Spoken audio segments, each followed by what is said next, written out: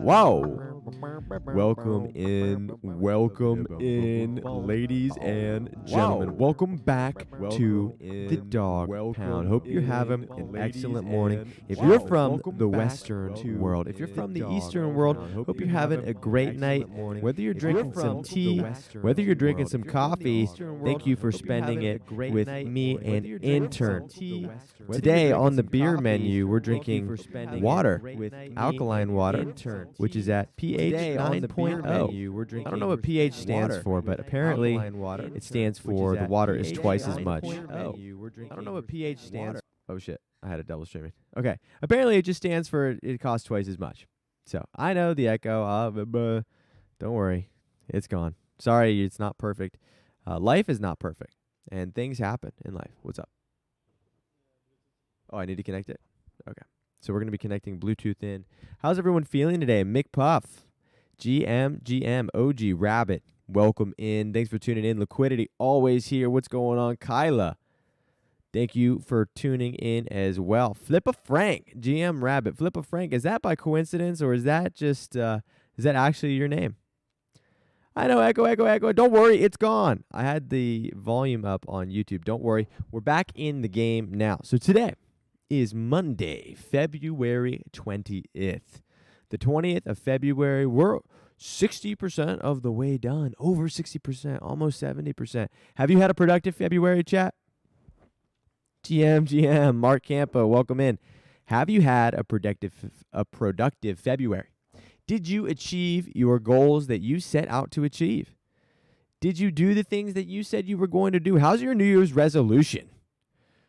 Were you supposed to be going to the gym? Did you go to the gym today?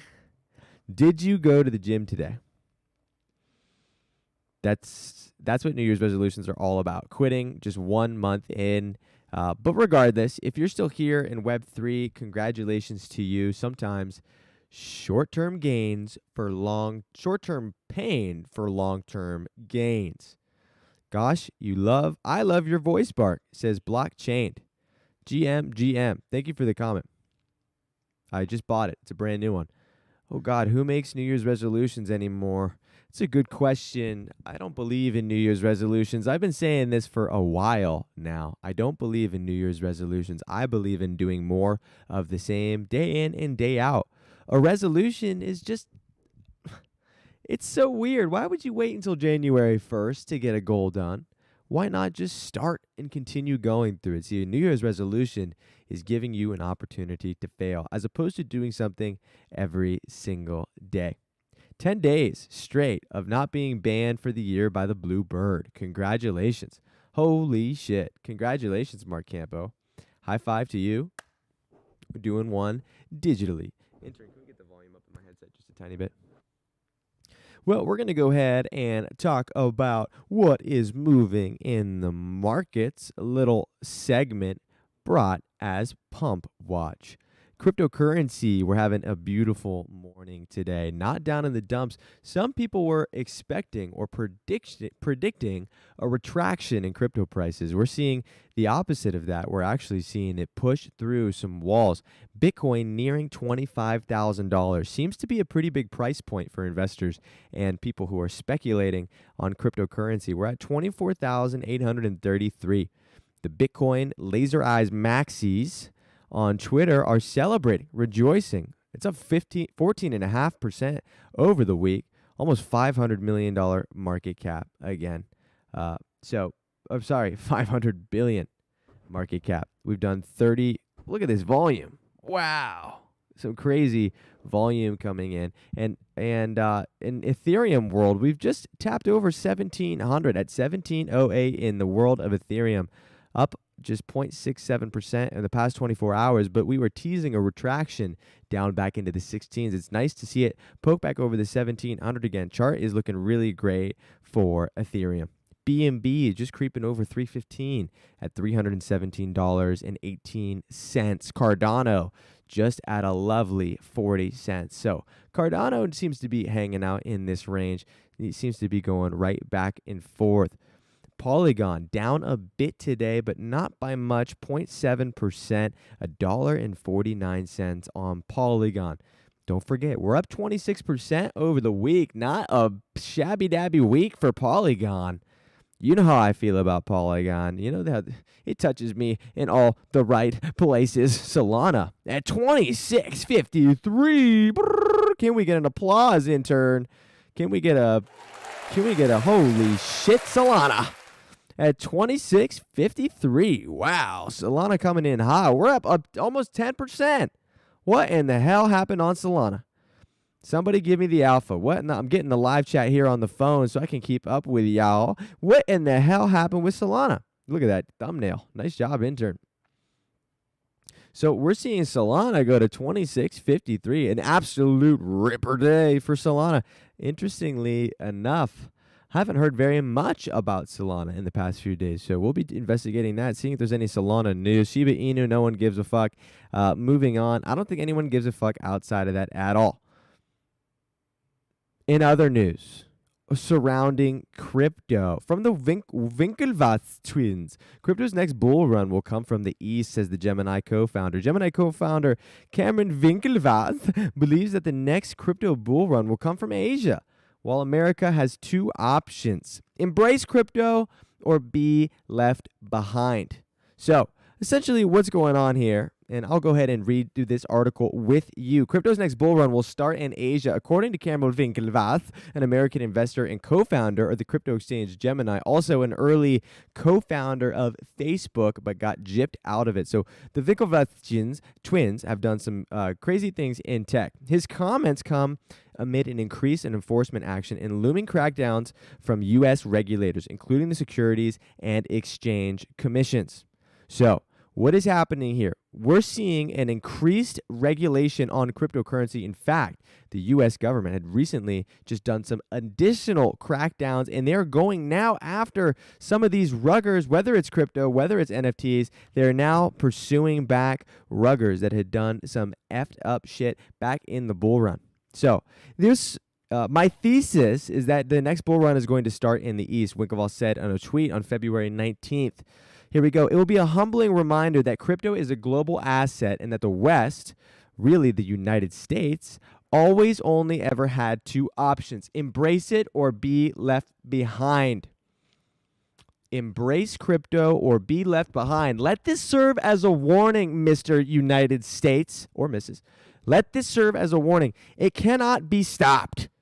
That is all we know, he added. According to Chain Analysis Nerd, Central and Southern Asia and Oceania was the third largest cryptocurrency market in an index for 2022. Citizens from these areas received $932 billion in cryptocurrency value from July 2021 to June 2022. Okay, so I'm in Asia right now, and what I'm seeing in Asia is mass adoption. Like literally, right outside of the apartment, right outside of the office, there is a building. There is a restaurant, a Clonex restaurant, and then right across from that, there's a Mutant Ape bar. And then over on the other side, there's a giant Moonbirds like ice cream shop. And then there's posters of cryptocurrency. There's NFTs integrated into the culture. It is entirely different over here. It's been mass adopted. In fact, goes so far that in South Korea, 80% of citizens in South Korea have a cryptocurrency wallet, have a crypto wallet. 80%. We're seeing mass adoption on a huge scale. So while the U.S. is focusing on hyper regulation and how do we squeeze the most out of this thing? How do we leave it gray? How do we leave it a gray area and then punish citizens for not filing their taxes efficiently? Or how do we milk the most out of this and fuck it up and slow it down? The U.S. loves to do that. The U.S. loves to slow shit down and fuck it up. That's their favorite thing in the whole world to do. Slow it down and fuck it up. So while the U.S. is doing that, other countries are getting ahead of the curve and essentially going pro-crypto as they realize that the benefits of going pro-crypto, the downsides of going pro-crypto heavily outweigh, or the downsides of missing this are going to outweigh the positives of going, I don't even know how to say it. They're basically saying that if we don't adopt it, we're going to be left behind in the global economy. And that's exactly what we're seeing now. So here we go. My working thesis at the moment from Cameron is that the next bull run is going to start in the East. It'll be a humbling reminder that crypto is a global asset class and that the West, really the U.S., has only had two options: embrace it or be left behind. It cannot be stopped. That's all we know. In this Twitter thread, Winklevoss said that the governments who fail to offer clear rules and sincere guidance on crypto will be left in the dust and miss out on the greatest period of growth since the rise of commercial internet, adding, and it will mean missing out on shaping and being a foundational part of the future financial infrastructure of this world and beyond. Get the purple button or the white button. This is the moment. They need to hit it again. They cannot miss this opportunity. This is a once-in-a-lifetime opportunity for the United States. So, what we're seeing here, this is not a joke, and this is not a bad take. This is a very good take from Kevin Winklevoss. Okay, so this is what we're seeing. We're seeing mass adoption from these countries. Southeast Asia. We're seeing it in Lebanon. We're seeing it in the Middle East. We're seeing massive adoption of it in countries where the economy might not be too strong. The dollar might not be too strong. And they're saying, hey, crypto is actually a way for our citizens to live and to function and to bring money back into our own economy. That's what's happening in Lebanon. People are using cryptocurrency to earn money from outside of the country, bring it into the country, and spend it within there because the dollar value in Lebanon is in the tanker. It's falling 80% overnight. So they're relying on cryptocurrency because the dollar of Lebanon is so weak. And now what we're seeing is cryptocurrency is being used as a dependence for the country, and they're mass adoption all around. Everybody's using it. Southeast Asia, it's all over the place. Gaming, restaurants. I mean, you can pay for a lot of shit with crypto here in Asia. And what I'm seeing now with the U.S., Are they going pro crypto? Are they supporting crypto? Are they defining clear regulations for crypto? Absolutely not. They're leaving it a complete gray area. They're leaving it a complete gray area, and that is now leaving people scared and leaving people not want to develop they're not wanting to develop in the U.S. The smartest developers, the greatest teams, they do not want to participate in the United States because they don't know what's going to happen. The government hasn't been clear about it. So in this Twitter thread, let's see. Governments who fail to offer clear rules and sincere guidance will be left in the dust. And it will mean missing out on shaping the fundamental part of the future financial ecosystem. Winklevoss is neither the first nor the last to suggest that the United States approach to crypto will drive away the industry or that Asia could kick off the next crypto growth cycle. Coinbase CEO and co-founder Brian Armstrong said that the stringent actions from the U.S. regulators, including the SEC, could further drive businesses offshore.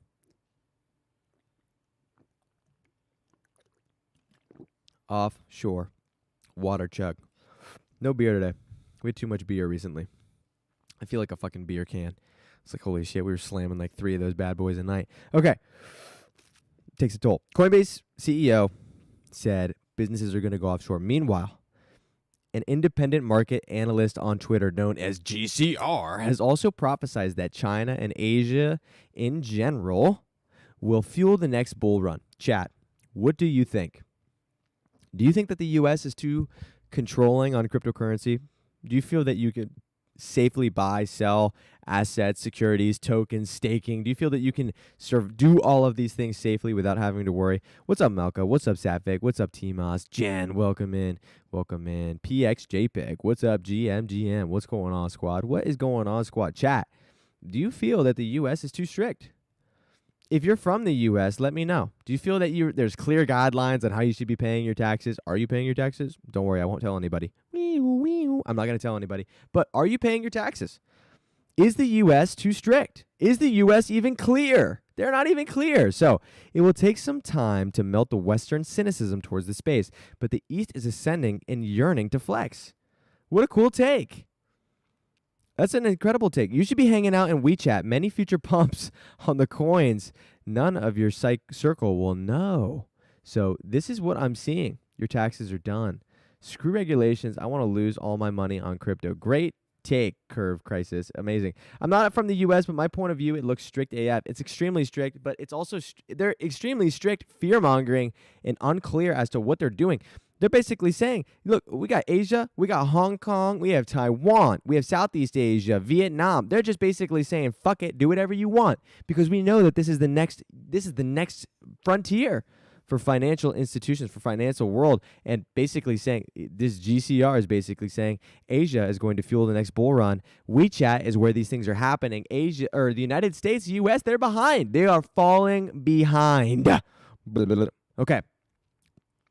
Arthur Hayes, the former CEO of crypto derivatives giant BitMEX, made a prediction last October that the next bull run will start when China moves back into the market, and went one step further to say Hong Kong has a vital part to play in its process.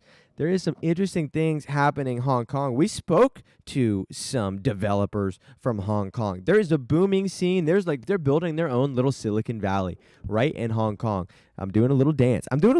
Because I saw all this shit firsthand. You don't believe me? I'm talking about the crypto impact in China. I'm talking about the crypto impact in Asia. I'm in Asia, motherfucker. So no one, look right outside the window. It's Asia. Look, this couch is Asian. This microphone is from Asia. And I'm in it right now. So I have the authority to speak on everything and all things Asia. I can tell you, and I've just told you, I'm not joking. Maybe we'll make a documentary. Maybe we'll bring out some real video. The bar right outside the office has a fucking moonbird on it, or has a Clonex. You know, you're ordering your beer, you look up, and it's some fucking floor Clonex. I mean, the whole bar. And then the restaurants, there's Mutant Ape stickers on everything. There's Bored Apes on the wall. There's people walking around with Bored Ape hoodies and mutant hoodies. I wear that Machi jacket with that ape on it. People stop me all the time. They're like, oh, yeah. And I don't know what they say, but it must be something. What? You cannot speak Mandarin, bro. I can speak Mandarin. You can speak Mandarin, no. Yes, I can. Don't worry about it. Biden is figuring out how to create a wallet. Yeah, no, I don't. Biden is figuring out how to turn on the fucking TV. They're too busy printing money. Yes, they are very done printing, or they're trying to figure out how to print money. Okay. Moving on, Hayes argued that Hong Kong might become the testing ground for Beijing to experiment with crypto markets and act for a hub as the Chinese capital to find its way into crypto global markets. So this is what we're seeing. Hong Kong is doing its own thing. China is also trying to watch what Hong Kong is now the testing grounds, its own little Silicon Valley for cryptocurrency NFTs. There's a whole ecosystem being born there with amazing developers, smart ass people, smart ass everything, great art, great tech. It's literally, there's so much happening in Hong Kong and Asia, and right now the US is still trying to figure out what way, Bitcoin, what is a Bitcoin? Well, and then you have Charlie Munger and Warren Buffett coming out there saying, I wouldn't buy the entire supply of Bitcoin for $25. And what do you think that does to the average American when you hear people saying shit like that? And then when you hear Donald Trump calling Bitcoin a scam, and then just a couple months later launching a fucking Polygon collection. I mean, the US looks like a fucking joke. The US looks like a fucking joke. Caffeinated IPAs. No, there's no caffeine. I'm just it's 9:19 at night. I'm just having a good time. Okay. He said China has not left crypto. It's just been dormant, sleeping like a little baby. Earlier this year, Hong Kong's financial secretary, Paul Chan, made a January 9th speech at the Power Hong Kong Web3 Innovators Summit, where he revealed lawmakers passed legislation to set up a licensing system for virtual asset providers in December. So a whole bunch of nerd shit. The China Corn, well, of course this guy has an Azuki. The China Corn narrative has flipped regulatory FUD on its head. The more actions U.S. takes against crypto, the more the narrative is reinforced and induces more shorts to enter the market that need to buy back higher. Bullish FUD. How's this guy getting 643 likes? Andrew Kang, 643 likes on that. If I put out that tweet, this tweet would literally get 20 likes. I mean, I tweet out weed and I get this many likes. But this guy, 643 on that. What a terrible. Okay. As a result, to the changes in legislation, a Chinese coin pump narrative has been gaining traction as speculation grows over whether the regulatory easements in Hong Kong will lead to a massive surge for token in the Asian-focused exchanges. So here is essentially what we're looking at. Okay, so Hong Kong is testing new cryptocurrency NFT regulations to see whether or not this is good for Asia in general. Now, if this does work out, this opens up the doors for China to adopt crypto. Guess what? There's a fuck ton of people in China. Talk about exit liquidity. Here we go. Let's take a look at what is happening. Hold on. Ladies and gentlemen, there is 1.412 billion people in China. 1.412 billion with a B. This is nearly 5 times, I'm sorry, this not nearly, okay, it's 4 times the size, over 4 times the size of the United States. 4 times the size of the United States, over. So think about that in terms of, and they love in Asia, tech is huge in Asia. Money is huge in Asia. There's a huge focus on money. They literally tell people, like, hope you get rich. Like, they're telling people in their sayings, instead of like, hey, I hope you're having a good day. It's like, hey, bless you. Hope you find money. Like, good luck finding money. Like, great year. They give each other money for Chinese New Year. Like, it's a part of their culture. So, holy shit, you want to talk about crypto? Man, if this works out, talk about some exit liquidity. Can you host and be successful by drinking water? I don't know. Let's find out. pH 9.0. Blah. It's great.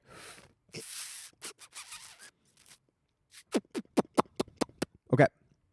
That's it for the China article. We're done talking about China.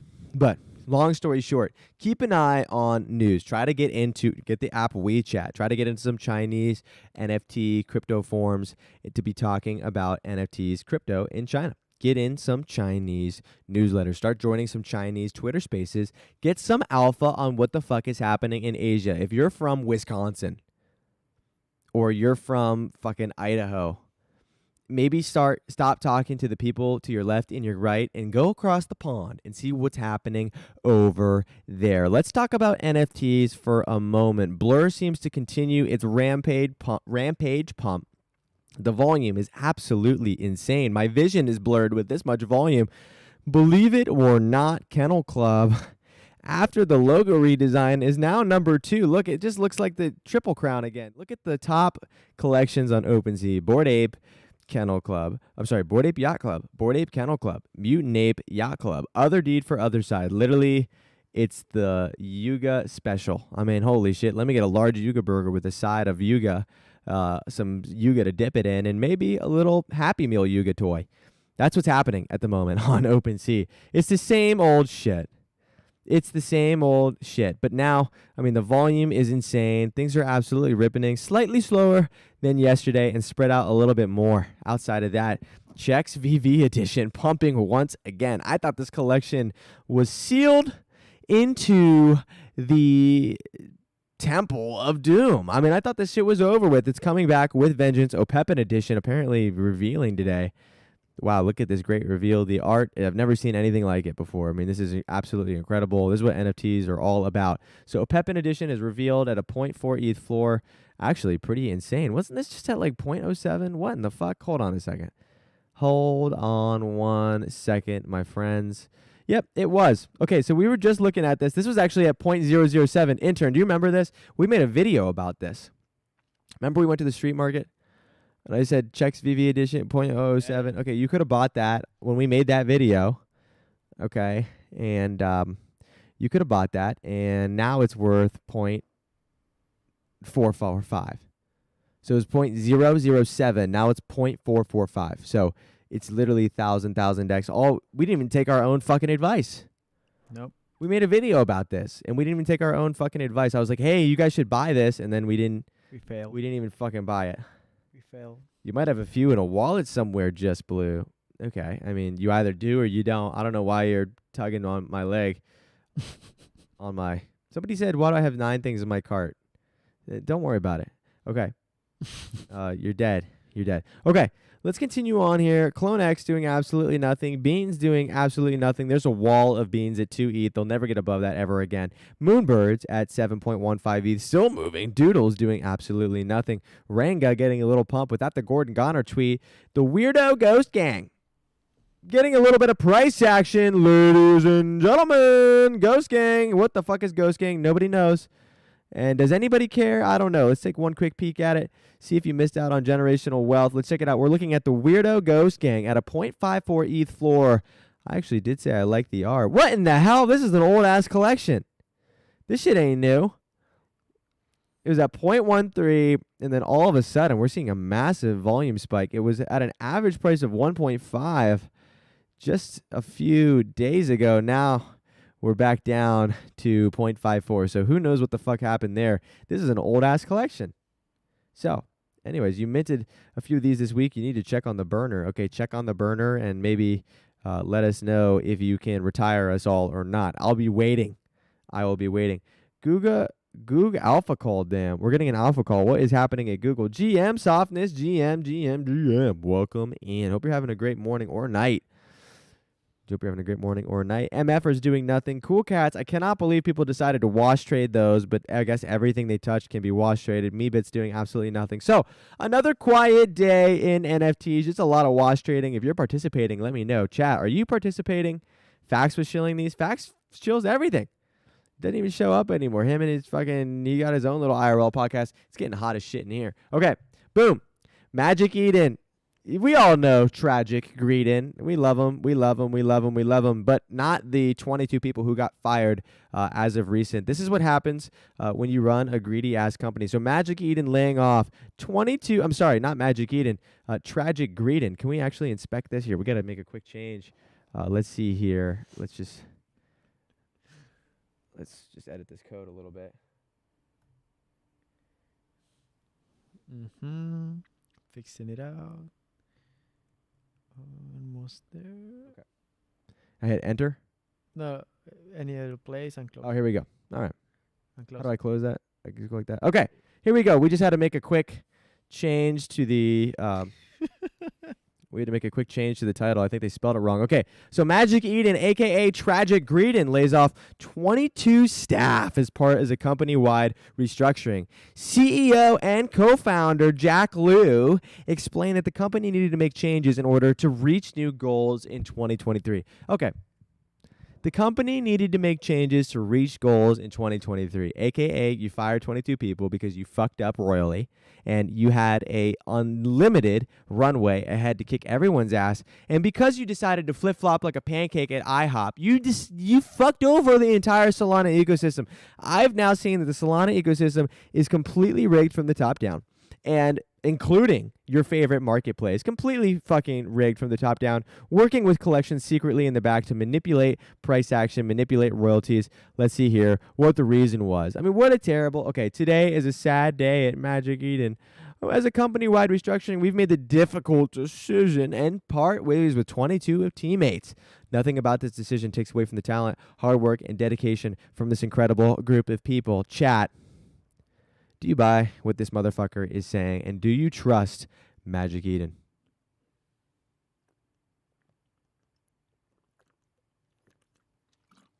Do you trust Magic Eden?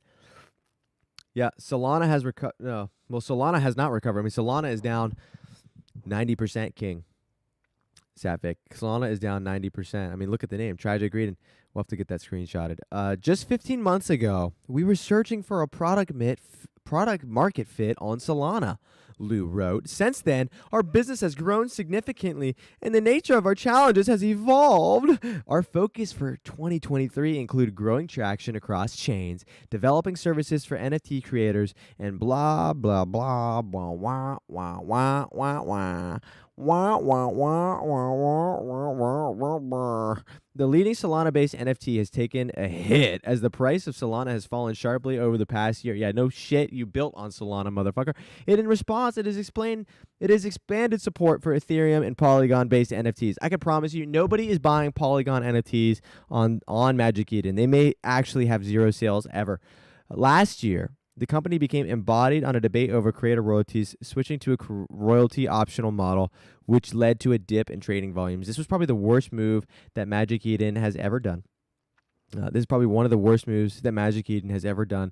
Not only did they go from royalty optional model, they were working secretly with collections in the background to flip-flop like a fucking burger at Wendy's and fuck over the ecosystem and lie and extract as much value as possible from the ecosystem. Several other platforms have downsized in recent months. Super Rare cut its staff by 30%. OpenSea laid off 20% of its staff in July 2022. So that's where we end up with this. Chad, do you trust Magic Eden? You're saying Magic Eden blows. Bring Blur to Solana. Yeah, that's what I've been wondering. Can anybody bring Blur to Solana? That would be fun as shit. GM amigo, Tata, hola. ¿Cómo estás? Tato. ¿Qué? Intern, ¿qué? Yo, Tato's my friend. Okay. Tato, he's my amigo. Buenas, Tato Tato. es mi amigo. What? Mi mejor amigo. Mi mejor. What? Please say something like, ándale, ándale. No, that's... I am muy bueno en español. Somos amigos. See? He did, look, I joined the Spanish spaces. Yeah? I do. Yeah, but did you speak in the panel or I understand it. just listening? You tell me something, I'll translate. Just say something in Spanish. El Inter es un muy buen empleado. So there's a delay in the headphone. I can't really understand. Okay, so si te gusta, a mí me encanta. You should check a case and charge holy internet if it's against YouTube. What? Is that? Yeah. González. Hola amigo, vamos telefiesta. What? González versus Google. It seems like there is a court case. It For started who? Today. I think it's something about the Google AdSense or something like that. There's a case against Google Ads. Yeah, you can check it out. Vamos de fiesta, ándale, eso. Deberíamos hacer un Tato, vamos a hablar para hacer un live stream en español en conjunto. Ya, charlaremos los Okay, detalles wait. luego. This case against Google by Paris attack victims. It doesn't sound right. What is it? Somebody's suing Google? Is the case Gonzalez? Gonzalez? The case is Gonzalez versus Google. Gonzalez v. Google. Gonzalez is Gonl. Gonzalez versus Google, a perspective from ADL. This it? I think so. Okay, here we go. Interest. New article. Who told you about this? Yeah, someone in the chat. All right. So here we go. This is a new article. Somebody from the chat wanted us to check this out. So Google's 168 billion in ad revenue. Holy fuck. 168 billion could be at risk in Supreme Court case. That's like $1, $2 for every Chinese people. No, $3. No, there's 4. 168, almost, kind of close. Okay, much of the discussion surrounding the case is focused on the cost to the online companies if the court determines they are legally responsible for the hundreds of millions of comments, videos, and other content posted by users every day. Google is being sued by the family of Naomi Gonzalez, a 23-year-old citizen who was amongst at least 130 people killed in coordinated attacks by the Islamic State in Paris in November 2015. Okay, the U.S. Supreme Court is poised to hear a case that could spell danger for the internet's most lucrative business, online advertising. The case, Gonzalez versus Google, will be argued Tuesday and centers on whether internet companies are liable for the content their algorithms recommend to users. The tech industry says it's protected by a legal shield contained in the communications law known as Section 230. Much of the discussion surrounding the case is focused on the cost to online companies if the court determines they are legally responsible for the hundreds of millions of comments, videos, and other content posted by users every day. However, such a decision could also strike at the heart of automated advertising, upon which Meta Platform Inc.'s Facebook, Google, and Alphabet rely on for the bulk of their revenue. In fact, social media companies view the case as an existential threat. This case could adversely impact the entire advertising ecosystem, said Mark Beckham, CEO of DMA United, an advertising firm that regularly uses Google and Facebook's tools to serve targeted ads. So Google is being sued by the family, a 23-year-old citizen who was among 130 people killed in a coordinated attack by the Islamic State in Paris in November 2015. They argue they should be held responsible for automated recommendations of the Islamic State videos.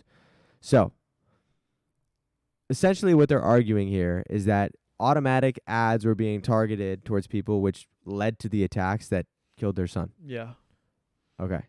That's what I'm talking about. That nobody's like there is no human being personally checking out the ads, and yeah. So some of the ads are getting just recommended. So like you could create an ad, you could upload it. It's not getting checked by a human being, and it's just being pushed out. Usually it's always being checked by a human being. I mean, but I don't know. The thing is, like, there is so much power in this kind of ads. You can reach out so much people. You can manipulate. Yeah. I'm being really specific with the. So basically, if we're not targeting ads, we're going back to the 90s model of See Who Bites, a legal advocate council with tech-funded group of Chamber of Progress, mirrors work for Google. So basically, these ads are swaying public opinion, and they're not being checked. They're being just randomly. So they're basically saying that instead of doing targeted advertisements, they have to go back to just widespread, no targeting. No, that's not what they say. And they're saying that could be the end of the case if the case results in a penalization for Google. But I don't know. What do you think is going to happen? Because this is just I don't know what kind of regulations already we have for this kind of ads, but so Section 230, someone said to check it out. Here we go. The shield protects companies from lawsuits over content generated by ordinary people. So Kathy, a California lawyer who has represented tech companies in online speech cases, said ads could be categorized as user-generated content if the Supreme Court ruling is wide-ranging. So I don't know. This is a pretty big deal. This is not a small amount of money for anybody. This is 138 billion in ad revenue. This ain't your ice cream money. This is some serious money. So online advertising is so key to Google and Meta and Google's advertising business models, it's likely they would try to fight it in court. They try to handle legal costs to see if they could win cases on the merits. Everyone's going to try to muddle as best as they can. I don't know, chat. Do you think that this is going to change the way that advertising happens? Feedback loop. So here's what it's saying, the problem. So they're saying that Google's video and ad recommendations can create a feedback loop that steers children and teenagers down rabbit holes that can revolve around eating disorders, self-harm, and extremism. In their view, Google and Facebook should better control the ads that it serves to young audiences. This is definitely true, right? You watch an advertisement and it starts to sway your opinion. Now imagine being a kid. I mean, think how impressionable kids are. Yeah. You know, you watch Power Rangers, all of a sudden, you know, you want to be a Power Ranger, or, you know, you're watching dinosaurs when you're a kid and then you want to be a dinosaur. Just me? Okay. I wanted to be a dinosaur when I was a kid. I was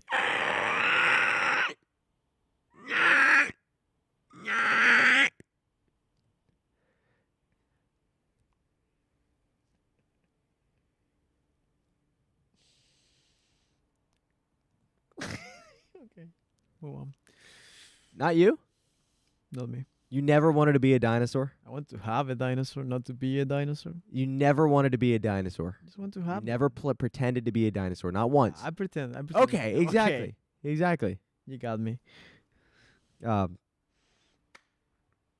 Okay, so kids are easily swayed. Yeah. Imagine like having the strength that Google Ads has to lead information to certain groups and to retarget certain kind of people. Like you can like be putting an idea in a kid heads, like it's super easy for them. So they can also find people who are easily manipulated, right? Yeah. They know if you're easily targeted or if you're easily persuaded, and they could show you videos that persuade you down weird ass rabbit holes. I mean, you know how many people believe in flat Earth because they just went on YouTube in mom's basement for way too long? You know, they got way too high and they watched like 7 hours of flat Earth videos on YouTube, and now they're flat earthers. I mean, there's legitimate, like, this is real. But in this case, they're not actually seeking out these things. These are advertisements that they're just showing on their platform that are going unchecked. Can we check that in our shorts, that dinosaur scene? You want to mark that timestamp down? 9:38. I'm not really sure if I want to use it. Okay. All right. This could be a shock to a lot of businesses, says Eric Goldman, a law professor at Santa Clara University School. Sounds like a fake-ass university to me.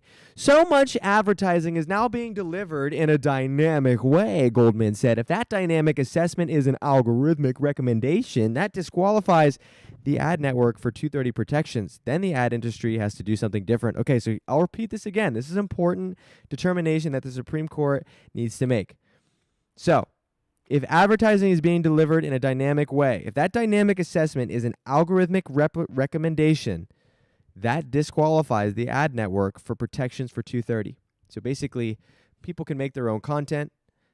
If that content causes bad behavior, they're protected because it's user-generated content. But if that bad content is being recommended by their algorithm, then they are liable. And it sounds to me like that's exactly what has happened here. They've been recommending this fucked up stuff to people, which led to this terrible event that happened in Paris. Targeted. Certain groups of people that thinks in a certain way, acts in a certain way, they have everything. Everything we do on the internet is super, super trackable. So Safik says the argument is that does the algorithm generated ads are under Section 230 or not? Don't lose your dinosaur. Yeah, I'll never lose my inner dinosaur. Okay. So, interesting. I'm going to keep a close eye on this. This is pretty big deal. This is a pretty big deal.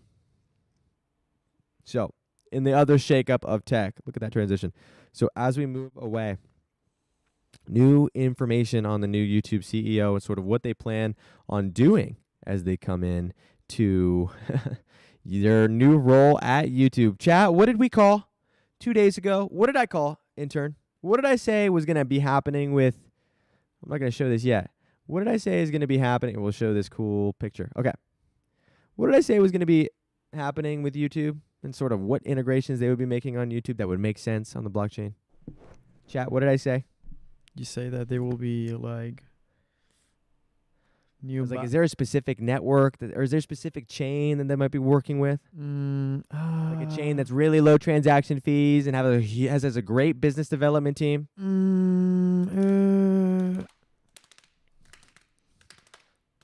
Chronos?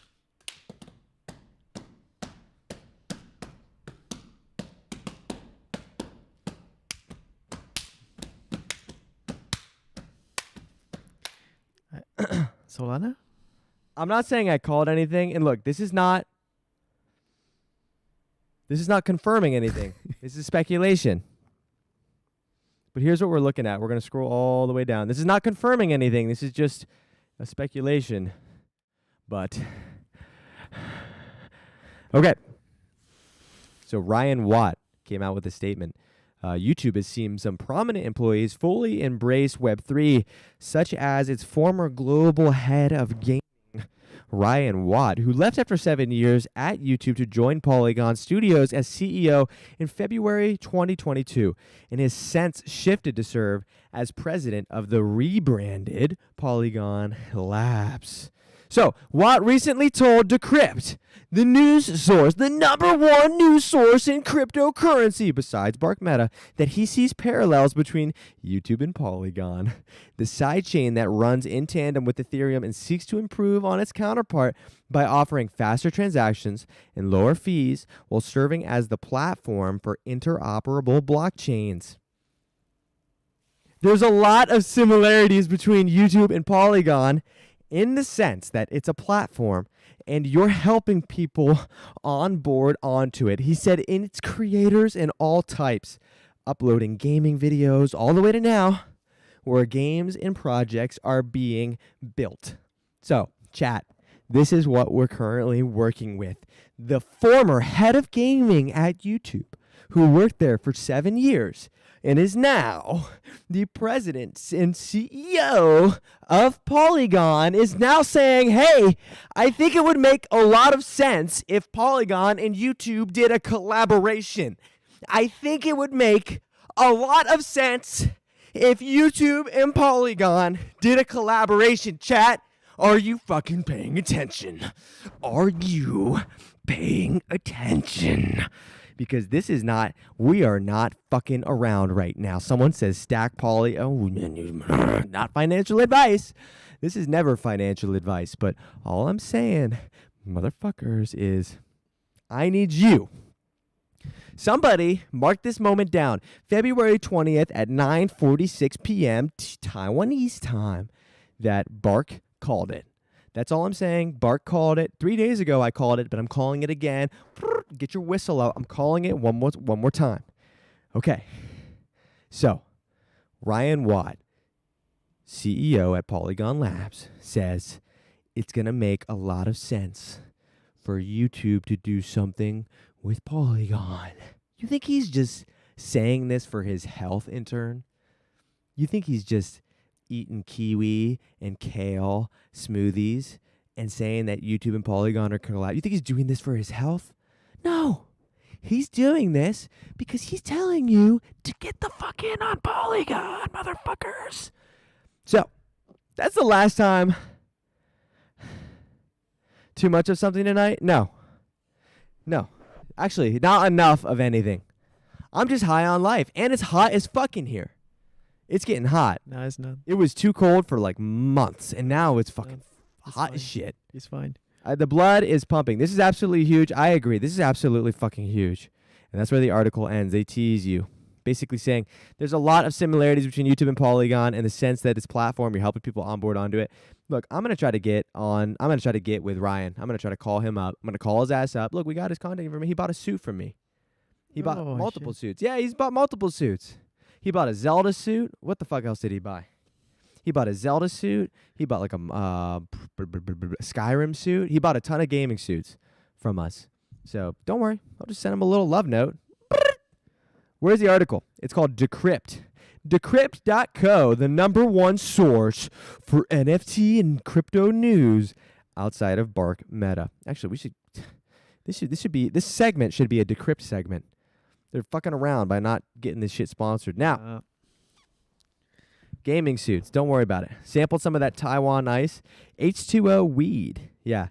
Am I up late or I'm up early? I'm a little bit late. A little of that Dahmer just came out right now.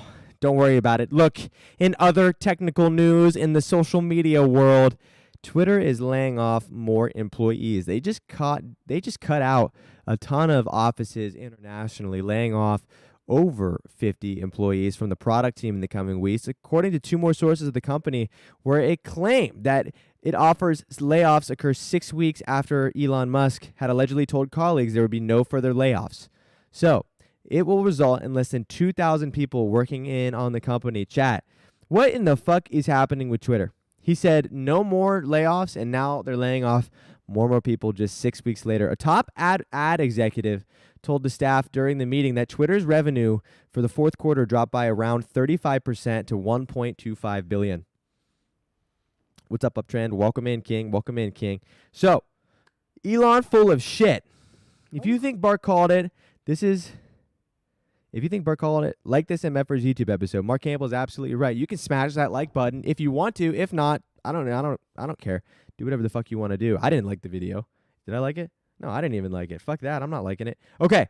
So, Musk quickly implemented a number of organizational and product changes after assuming control of Twitter in October. In addition to laying off nearly 50% of its workforce, Twitter launched a premium service called Twitter Blue Checkmark. Elon had said in November that the loss of advertising was causing Twitter to see a massive drop in revenue. So a bunch of advertisers pulled out of Twitter when Elon Musk took over because it's Elon Musk and they don't like him.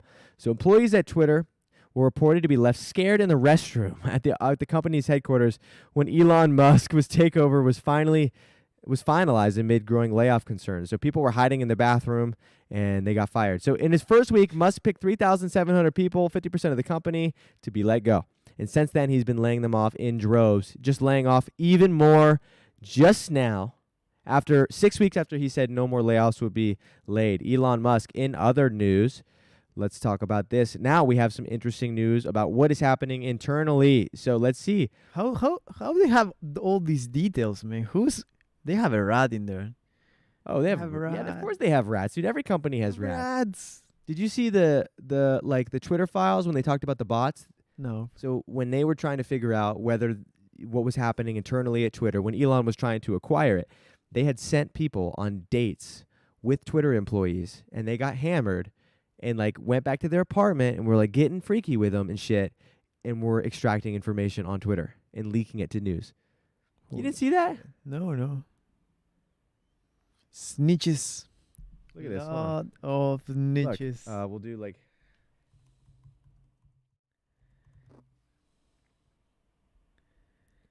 Twitter Insider News. We'll just do fake date. Okay, maybe I can't find it at the moment. I'll see if I can find it for the next episode. Yeah, I don't want to spend too much time finding it. News, fake date, bots. Here, let's see. That's right. Okay, so yeah, they had sent people on dates. Look at this, holy shit. See which hotels were caught not changing the bed sheets for new guests. Why did that show up on the Twitter date Google search? Anyways, they were sending in employees, or they were sending in news reporters to go on fake dates with Twitter employees, getting them drunk and basically saying so tell me what's really going on with Twitter. And the Twitter employee goes oh, I know you're not an reporter because a reporter would never be this cool. And then literally says that they were literally shrinking opinions of right wing. They were exploding left-wing opinions, shrinking right-wing, basically manipulating the platform to be left-wing. Dude, this was all over the place. It was huge. On Tuesday, you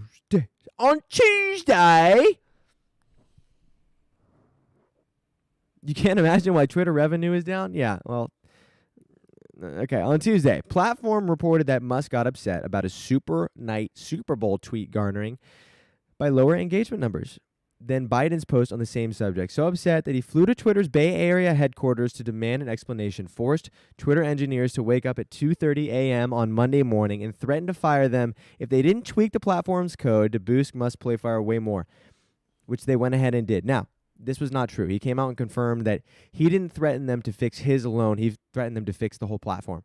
But it was at 2:30 a.m. He flew into the Bay Area, forced them to wake up, and he actually did fire one that said that his public interest was waning, and that was why his opinion was going down. So Then after you say using, today that it's working, right? Like you're feeling like it's yeah, I'm feeling that the algorithm's back to normal. It's getting right back to normal. Okay. Seriously, what am I on tonight, Bark? I'm lit up. Yeah, I'm lit the fuck up. What's up, Freeman? Welcome in, King. Good to see you again, Beard Man. DTWD, Bark the Goat. No, I'm a human being. Okay, so Musk tweeted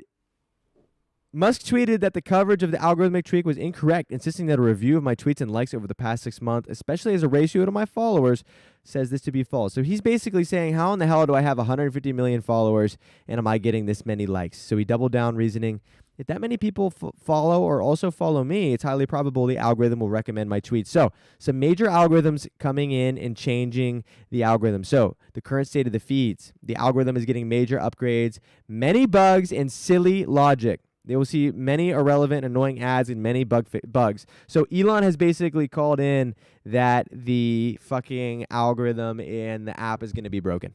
So congratulations. If you rely on Twitter for your income or your business, well, we start over. Hey guys, Elon Musk here, checking in from Twitter headquarters. If you rely on Twitter for income, for your business, for your life, for your children, well, you can suck one because we're going to be fucking up the algorithm for many months. And right when you think it's about to get better, it's only going to get worse. But don't worry, we're going to be charging you $8.99 a month. What's that? Oh, we're upping the price. Sorry, we're going to be charging you $11 a month to be using the app. That's broken. It's broken. And what are you going to do? Not pay for it? Oh, you're not going to pay for it. Well, don't worry about that. We're going to be getting rid of two-factor authentication for those who fail to pay for Twitter Blue. So you can wipe your tears with the $11 that, oh, well, now it's in my pocket, so you can't wipe your tears anymore. I'm going to wipe them. Oh, my gosh, it's so sad. It's so sad. What are you going to do about it? What are you going to do? Go to Facebook? No! You're addicted. You're cripplingly addicted. And you can't get off because you love those Twitter dopamine hits. You love tweeting out weed and getting a ton of likes. You love tweeting out stupid shit and getting a ton of likes. Likes. So, Elon is lying once again. Lying once again. Because he knows you need it and he knows he's going to fuck you over. So,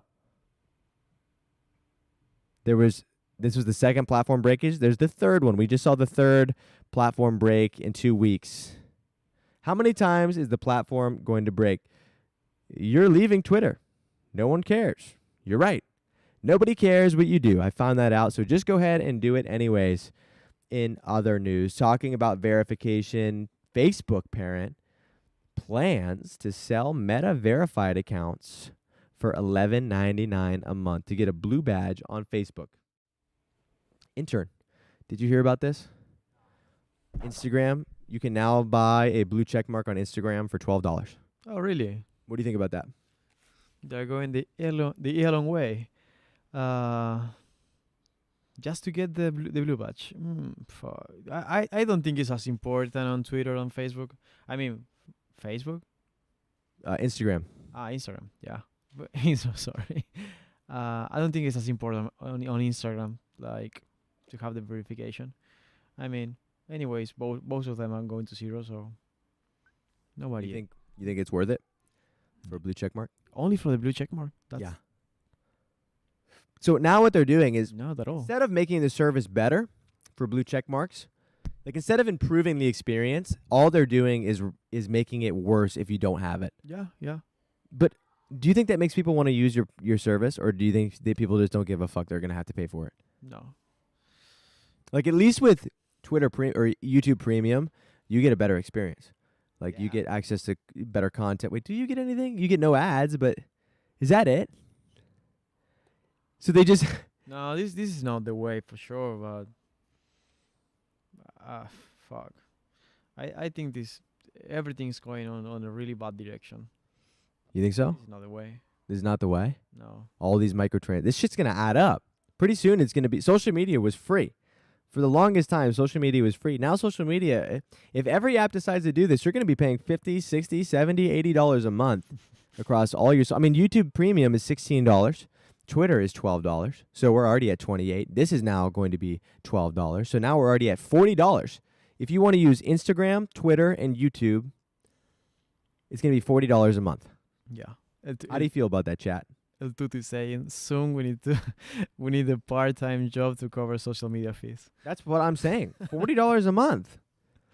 Now, do I think it's worth it? Yes. Actually, I mean, if Twitter wasn't broken, do I think it would be worth paying $100 a month for Twitter? Yes, I do. Now, would I be happy about doing that? No. But would it be worth it for the opportunity, for the business, for the connection, for the network? The fact that I can get anybody in the world to hear my stupid-ass tweets and my stupid-ass ideas for free was a steal.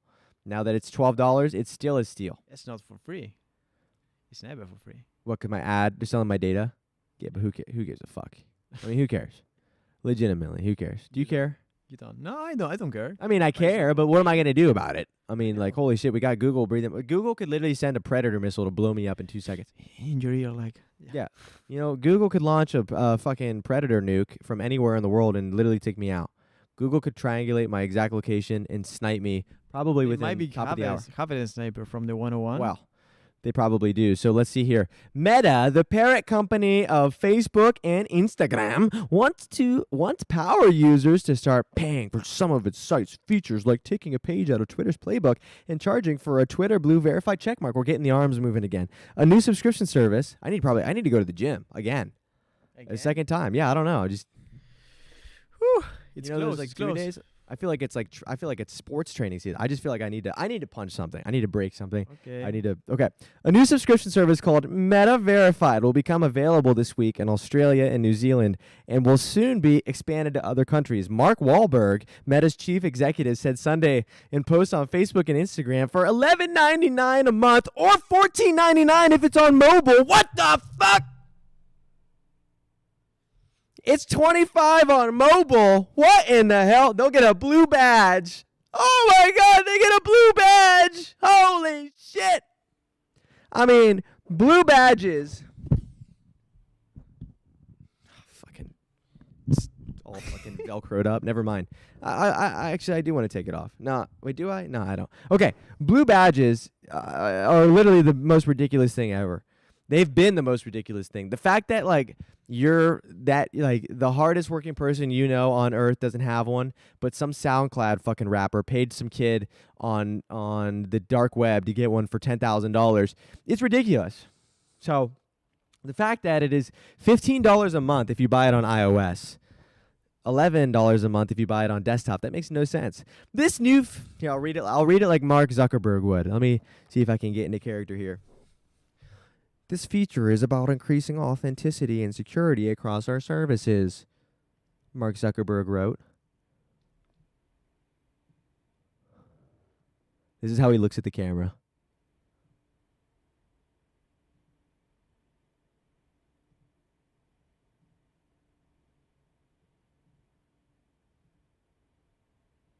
I feel like he doesn't even blink, too.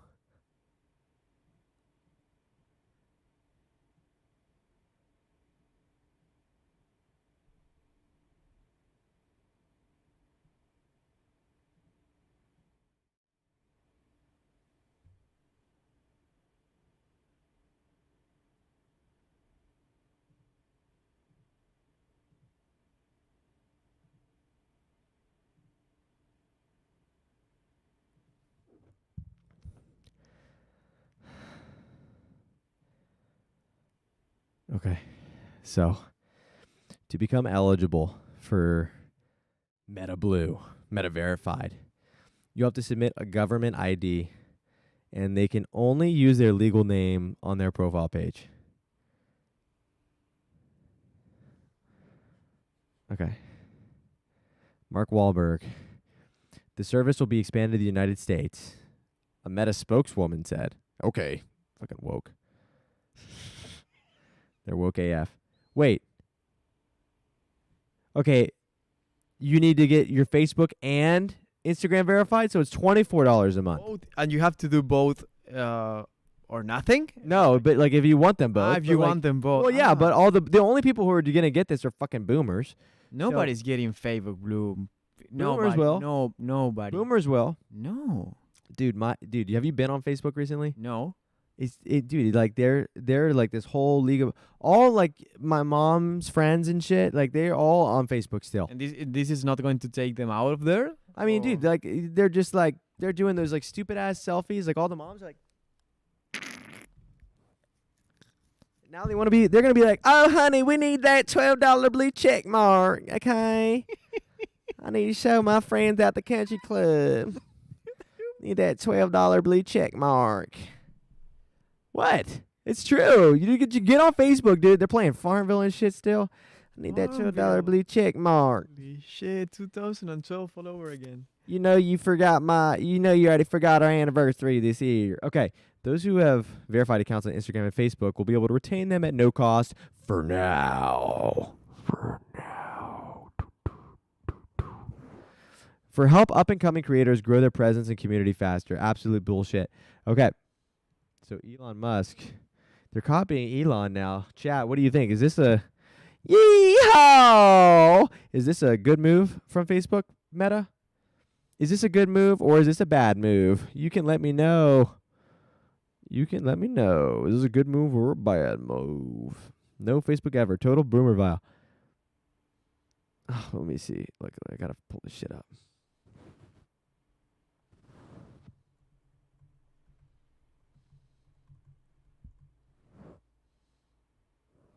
That's true. You will say someone in the chat saying, "Yeah, it helps to clean up the scammers." What do you think about that? I think it's gonna help to clean up the scammers. What are you doing? This is it. Oh, let me see. Yeah. That's how moms are posting on Facebook. You never seen this shit? No. Dude, they do like the weirdest shit ever. They break their fucking neck when they take a photo. You ever seen a mom?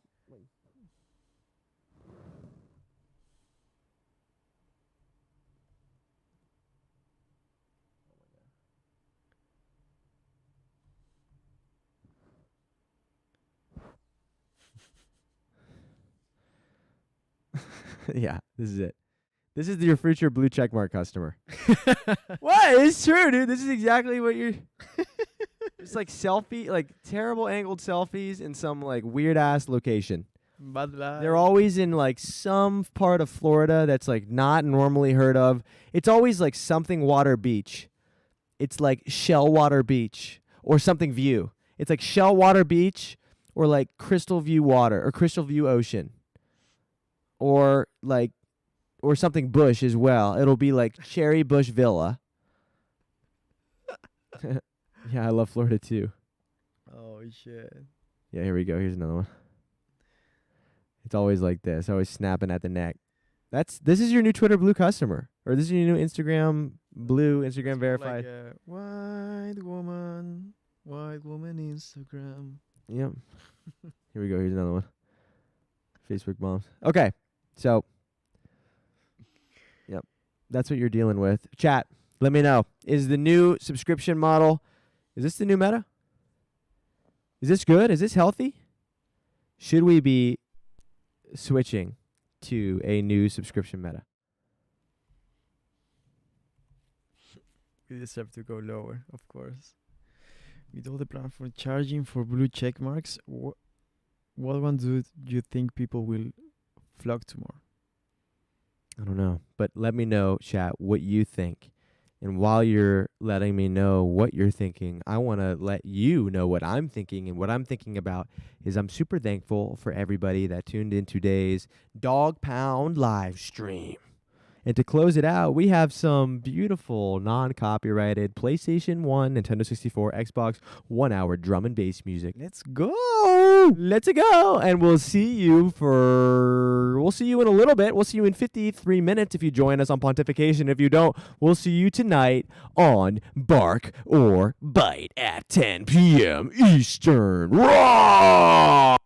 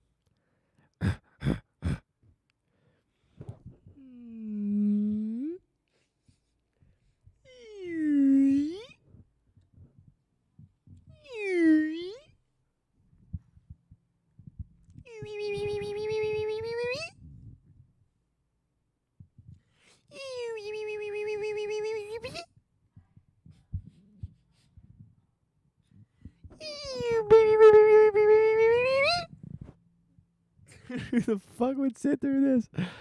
Ah! Yo. Who's still here? El Tudo.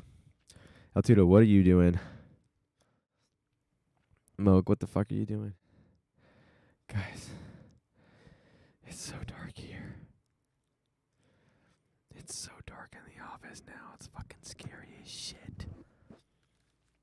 I mean, I'm not even joking.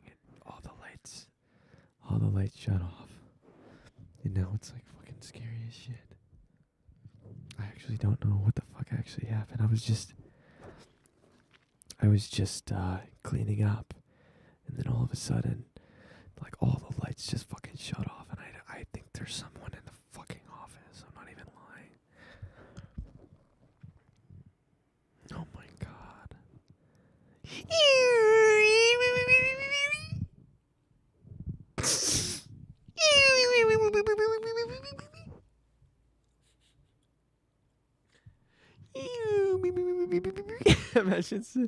Imagine being on this. Move around, maybe a motion sensor. No, dude, you don't understand, Lambo. You don't fucking understand. Nobody understands what is happening at the moment. We are in. This office is haunted. Okay. This office is fucking haunted. And I didn't believe in ghosts until I came to this office, and now I believe in ghosts. You think I'm joking? Do you think I'm joking? They can sense your fear. Ghosts can smell you. They can smell it when you're scared. Chat. If I don't return, I need you to do something. And this is very important, so don't forget. Okay? So if I don't return, I need you to do this exact thing, and listen closely. I need you to go on Twitter